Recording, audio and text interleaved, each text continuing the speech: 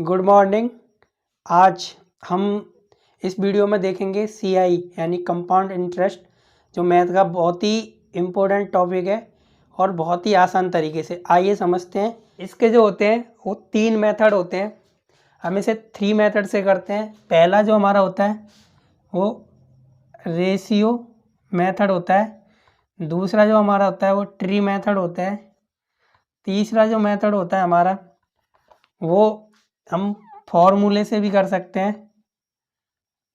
और इसके बाद एक और मेथड है जिस मेथड से हम कर सकते हैं वो होता है 11 का स्क्वायर 11 का क्यूब, यानी कि इस मेथड से कर सकते हैं। आइए हम देखते हैं इन्हें 1 बाय 1 करके। सीआई का जो हमारा फर्स्ट मेथड है उससे हम करते हैं रेशियो। मान लिया अगर जैसे कि कोई अमाउंट है, ठीक है, तो वो हमें दे रखा है जैसे कि 1000 रुपये हैं, तो ये हमें दे रखा है और उसने कहा है कि 10% वार्षिक दर पर 2 वर्ष का चक्रवृद्धि ब्याज ज्ञात कीजिए। सीआई ज्ञात करवा रहा है, तो हम इसे कैसे ज्ञात करेंगे? तो सबसे पहले इसमें मैं पहला मेथड अगर यूज करूं तो रेशियो वाला, रेशियो मेथड, उसमें आर की जो वैल्यू है वो दे रखी है 10%, ठीक है।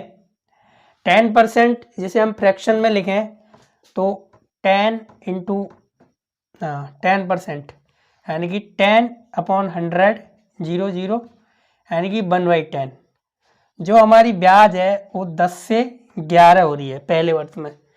तो जब कोई ब्याज हमारी 10 रुपये थे, यानी कि 10% का रेट लग रहा है, तो उस पर 1 रुपये बढ़ के 11 हो रही है। तो दूसरे वर्ष भी 10 से 11, यानी कि ये हो जाएगी 100 रुपये और ये हो जाएगी 121 रुपये, ठीक है।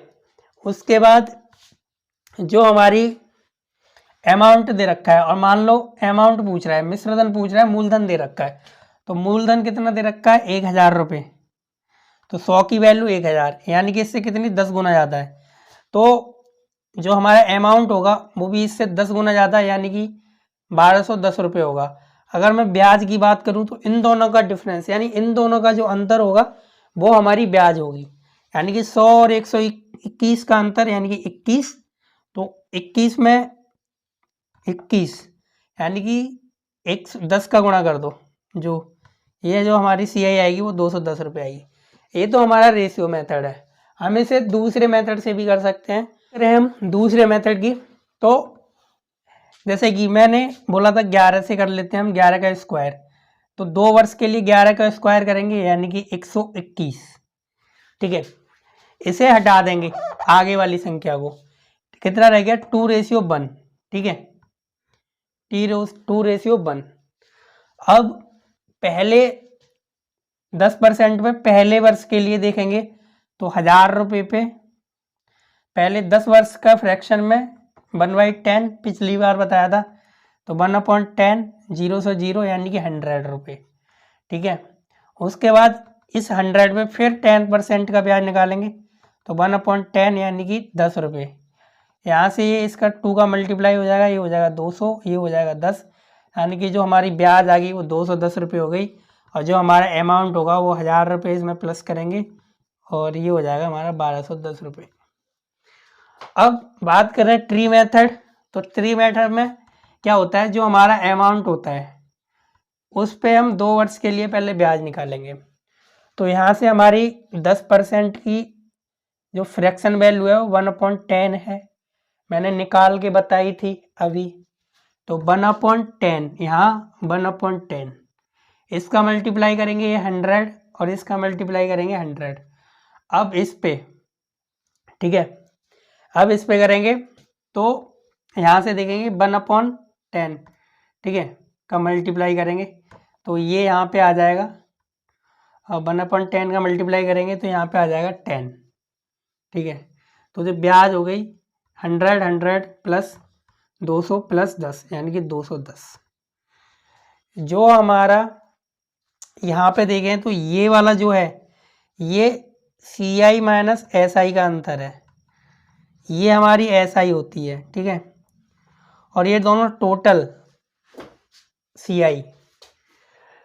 तो आइए हम देखते हैं हमारे कुछ महत्वपूर्ण क्वेश्चंस जो रेलवेज एंड यूपी कांस्टेबल में लगातार पूछे गए हैं। आइए देखते हैं। क्वेश्चन है, एक धनराशि का 10% वार्षिक दर पर 2 वर्ष के लिए साधारण ब्याज 100 रुपये है, अतः उसी दर से चक्रवृद्धि ब्याज क्या होगा।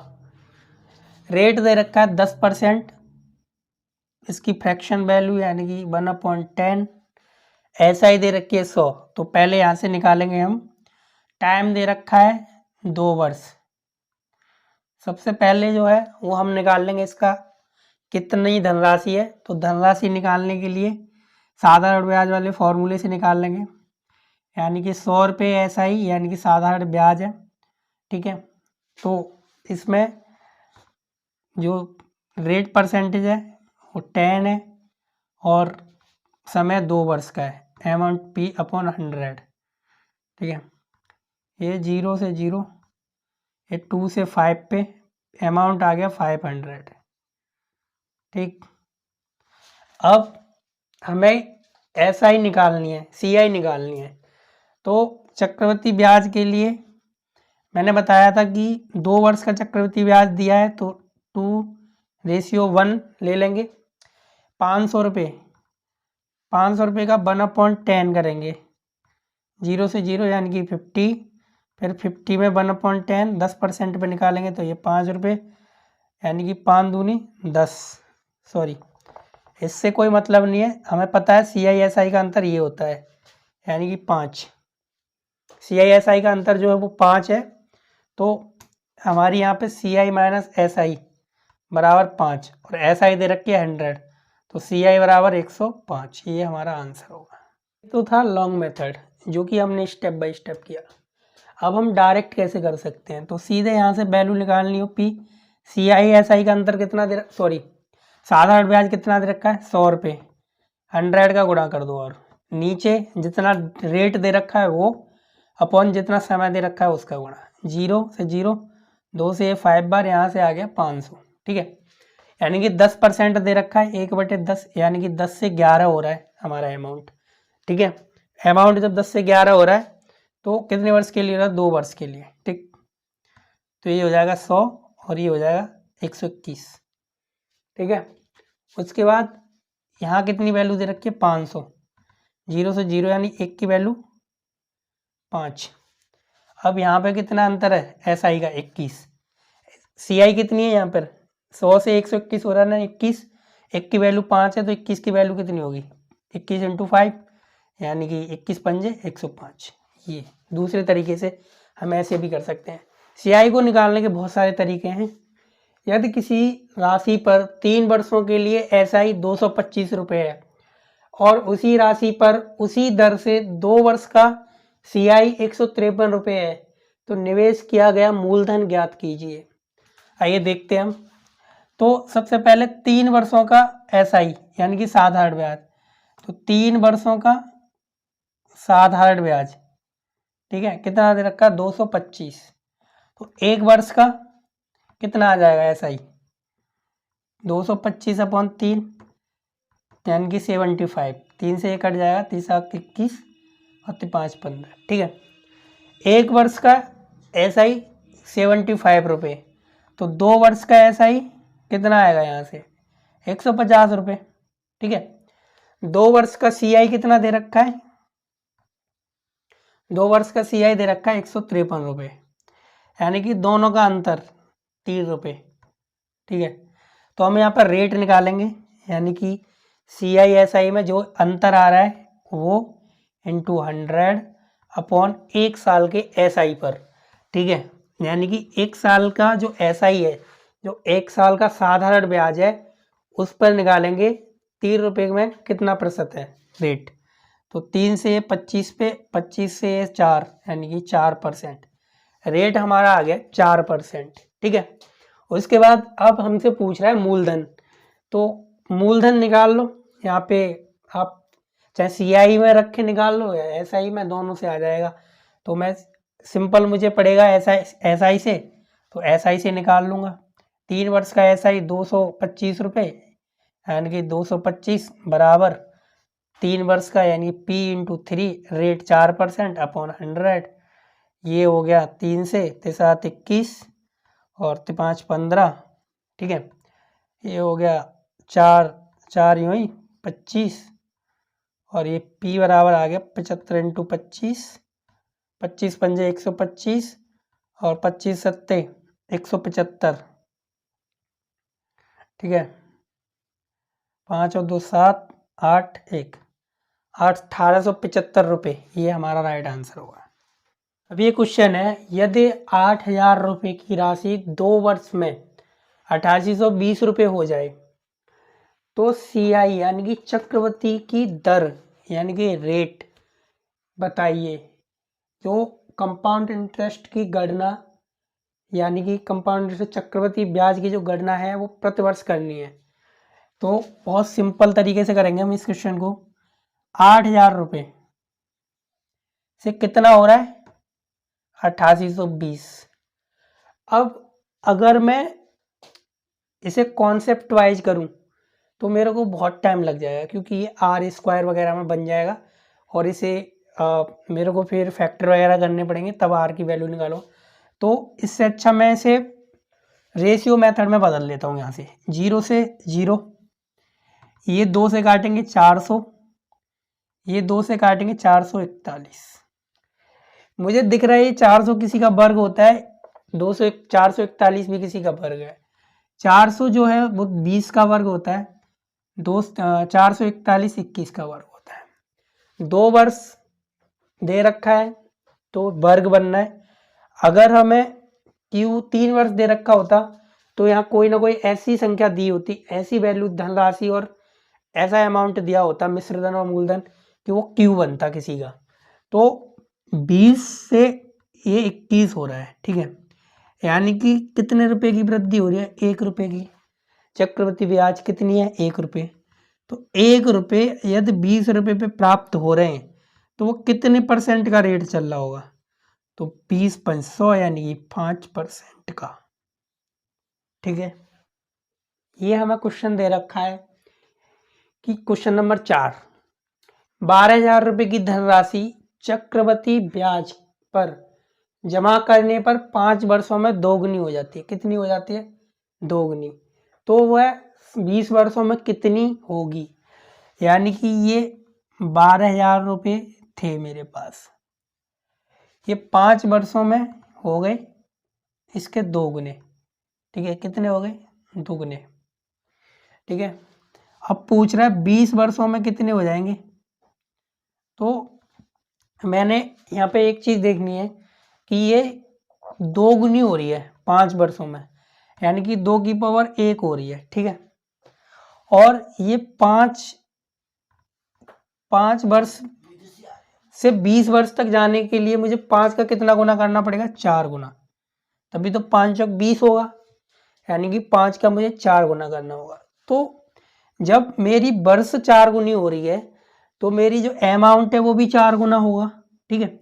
जो मेरी अमाउंट होगा चक्रवृद्धि ब्याज यानी कि जो मेरा मिश्रधन और चक्रवृद्धि मूलधन प्लस चक्रवृद्धि ब्याज होगा वो भी 4 गुना हो जाएगा, यानी कि 2 की पावर 4 हो जाएगा।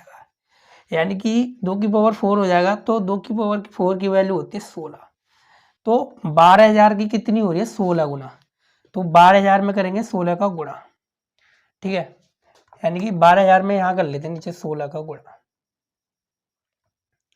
जब मैं 12,000 में 16 का गुणा करूंगा तो 0 0 0 16 दूनी 32 3 16 एकम 16 और 3 यानी कि 19200 ये मेरा अमाउंट हो जाएगा।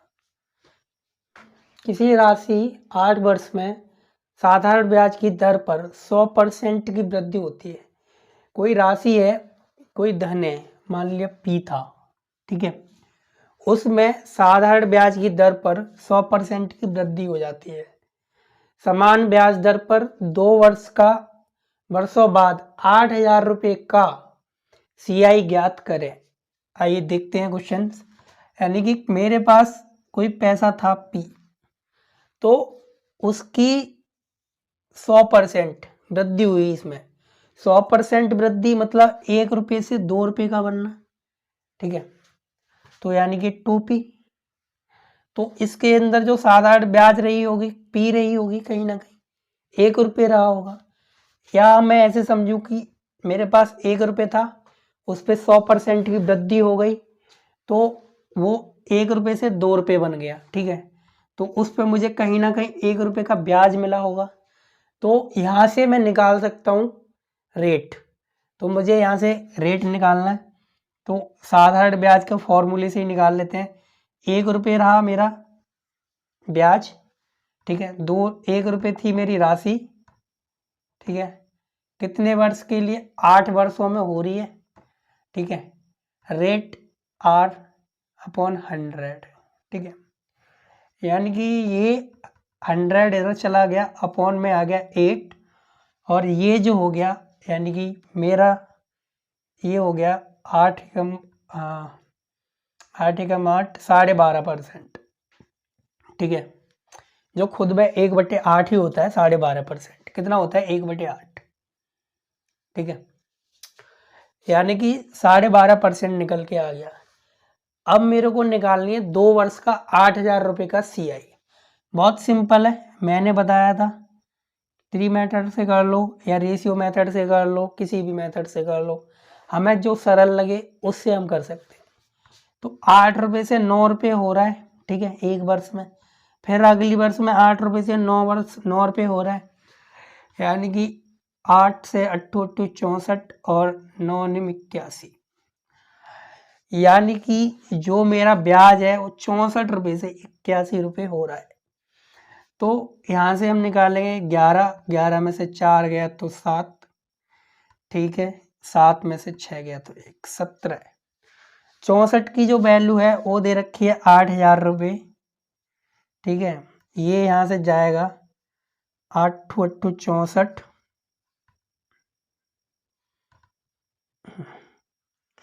125 बार, ठीक है, 125। तो 17 × 125 ये हमारा CI निकल के आएगा।